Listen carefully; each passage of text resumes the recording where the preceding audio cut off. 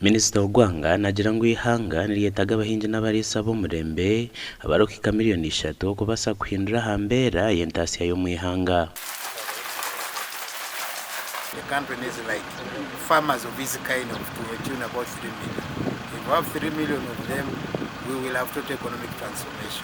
Martin Kananura nagira ngo kutunga amashanyarazi nguto nungi na mizi kikamuhera kongera umutinda hamate.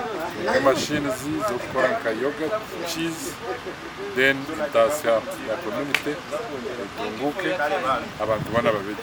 Nomwe aba farmers actually nomwe asigire ba farmers mu so obwembezo nzenda kushakira abantu kaba no kuhiga minister kuna amanyango yo mchange iki cyari abukuba igifamu neshomesana n'abana practical lessons z'abana b'amashuri.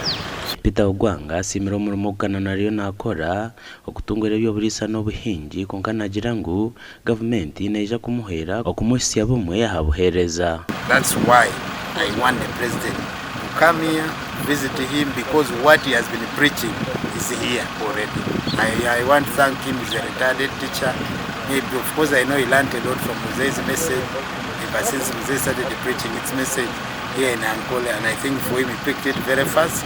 Martin Kananura wahereza kusinga empaka zo muhingi no muri Seza Vision Group habo mwaka gw'2023 ahabwa famu ye ahari kuri Sizente mbuzi ebyenyanja enjoki no rutoke rwo murembe.